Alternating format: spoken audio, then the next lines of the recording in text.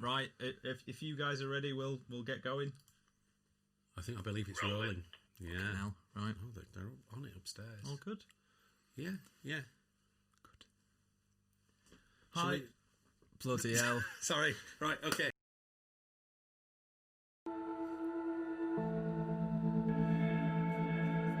Those LEDs so on by. Oh, hi. Didn't see you there. I'm Rob from the band Marsicans, and this is esteemed music producer Mickey Dale. Hello. And we were just listening to the song Blood in My Eye from our album Ursa Major, which you now have listened to a lot. And we thought we'd take you through some of the more interesting and weird kind of moments in the song. So why do we do that? Let's start with your Nord keyboard loop thing, because that is kind of forms the basis of the whole song, really.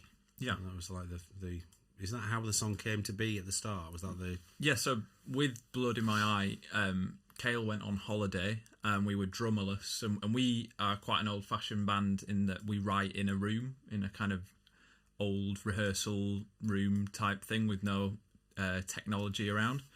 So we just got like a loop pedal and made some like shitty drum loop using synths and keyboards and stuff. And then, I came up with this loop of just Nord.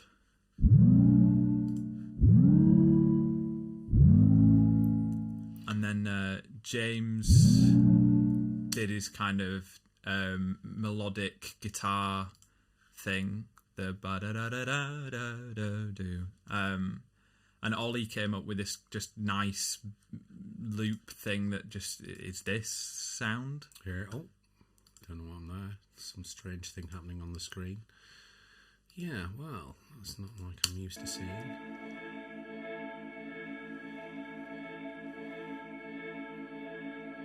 And that runs throughout entirely. Actually, it just comes out for one tiny little segment, but it's all part of the there's various sounds in this song that kind of build a nice kind of backdrop, like quite cinematic kind of widescreen backdrop for all the other more rhythmic things that go on.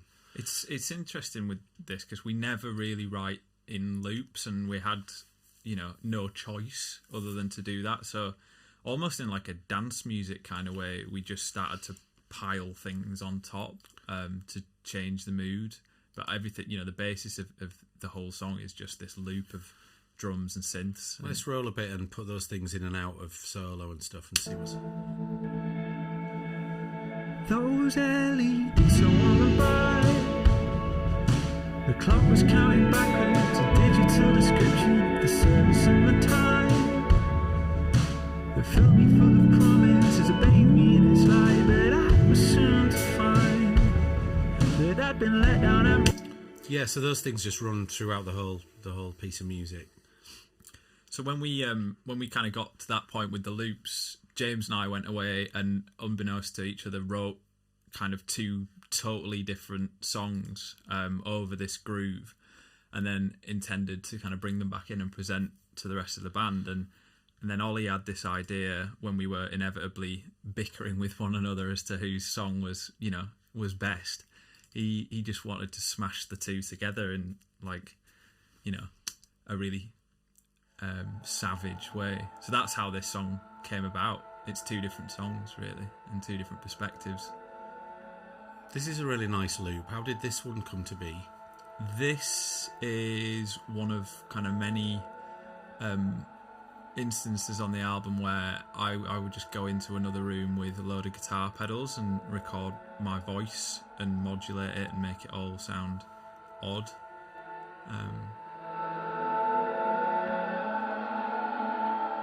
Yeah, it's really lovely, that. It's kind of like a little choir, strange choir in the background. Quite Bon Iver, I guess. Yeah, that's probably the influence we're all big fans of. There's another loop underneath it. I know we recorded all these, but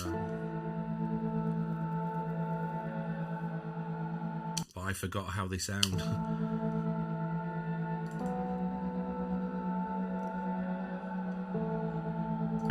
So P1. Is it? Yeah, James spent a bit of time on this song trying to find... We bought this during the right near the start of making Marsicans album, because we all decided that the 22 A Million album by Bon Iver was the most brilliant thing that any of us had ever heard, and probably we doubted whether we'd ever hear anything as brilliant ever again. And we were reading loads of stories about how this was like his gadget that enabled him to write a lot of it, and it seemed like a good investment for us to kind of get hold of one and explore its capability. So it's nice that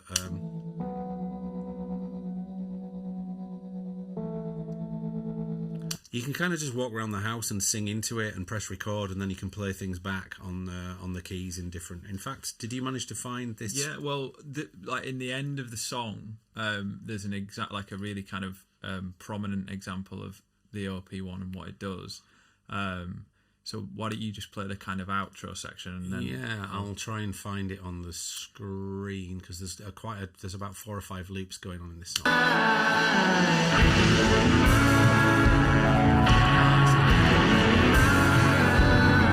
So that is that's another OP1 twinkle. Oh, is that a different OP1? But the one that you hear the most is actually here on the right thing. Okay, bear with me, because I just realised where I put the one that you wanted to explore. It's all the way up there, isn't it?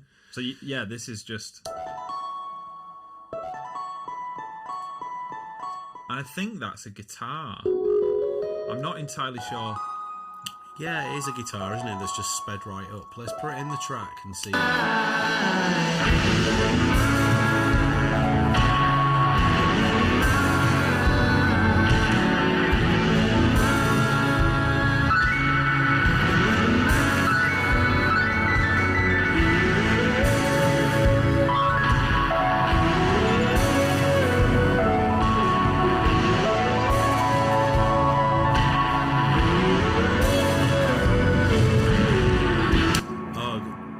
And then we hear the big reverby backwards drum thing. So we recorded all the drums for the album here at the Cellar of Dreams, but then by some amazing twist of fate, we found ourselves at Rockfield Studios in Wales. And you can't really go to Rockfield Studios in Wales and not record drums, because that's kind of what it's most famous for. Even like Queen's Bohemian Rhapsody was recorded at Rockfield in Wales. And so because they have a 24-track 2-inch tape recorder, rather than just recording drums into a computer, we got Cale. We asked Cale if he could like learn some of his drum fills, like listen to them backwards, and then learn how to play them with all the learn to play the drum fill backwards to how he would normally play it. And we recorded it that way. And then we flipped the tape around and put his drum fills back in the song. So they kind of, it's quite a Beatley trick to do, actually, where you hear a drum fill and or any kind of piece of music, but you're actually hearing it the other way around. Here we go.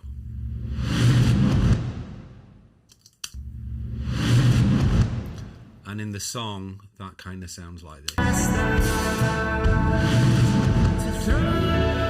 And at the same time, he's playing a drum fill the correct way. He's just going dum-ba-dum-bum-bum. And we put the backwards one in with it. So, yeah, we just wanted to explore kind of tape, really, because it's the first time the band had been in a studio where we had the luxury to kind of be experimental with tape and backwards and pitch. There were some great moments as well where we were trying to find the fills on the... So Mickey was there with the kind of 2 reels of tape kind of spinning and trying to find the instances that we wanted so that we could then record them back into Pro Tools. And I think the fills in this song were Cale's kind of real shining moment, because, like I mentioned, we kind of started the song with a drum loop. And so his hands were tied a little in terms of what he was playing throughout. So when it was like, right, we've got these fills, he could then go and do all this crazy stuff, and then we made it even more crazy by reversing it all. Shall we look at Ollie's guitar part in the end of the song? Because we asked Ollie if he wouldn't mind playing something. It's quite There's like a 50s American surf guitarist called Dwayne Eddy. It's very sort of down, twangy kind of baritone guitar. And yeah, Ollie picked up the... I might have picked up the Fender Jaguar, I don't know. But anyway, we'll play the song with it in. I've got blood in my eye.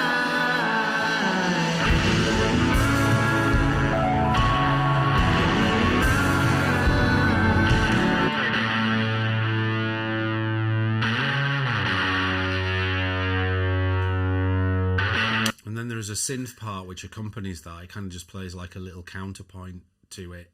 Shall I play those? Yeah.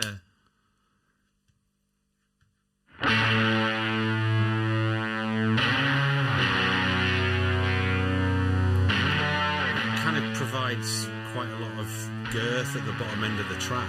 Because the low synth is running throughout, so we felt like it needed like a new kind of weighty baritone.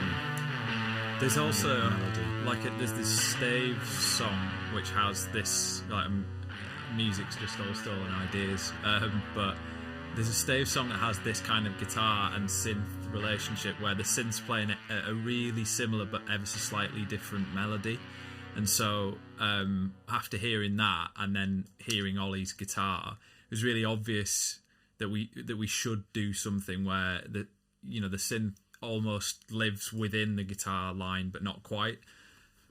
It's quite like Good, the Bad and the Ugly, isn't it? That guitar? Yeah, I can't remember. Was that a Morricone piece? I'm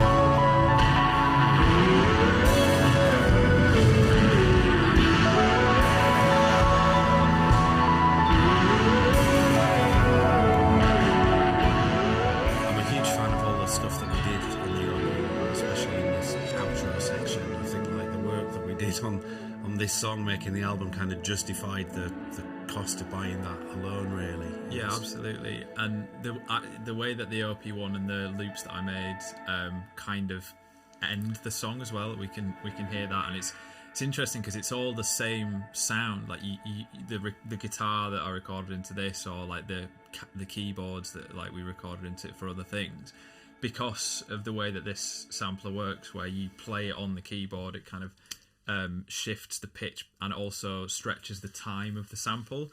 So where you have those really twinkly moments that live above the song during the kind of big outro part, right at the end, we kind of drop the keyboard a couple of octaves, so you have this like thing, and I think it's down there. Yeah. And that's somewhere at the end of the song. Let's quickly play that, and then I think, it's been fun reopening this session, because the album came out in August, but we had actually finished recording it like, I don't know, February. Yeah. And then really it was handed over to Fern to do his mixing his muffins. So it's really nice to go back and just revisit a few of these little quick trinkets.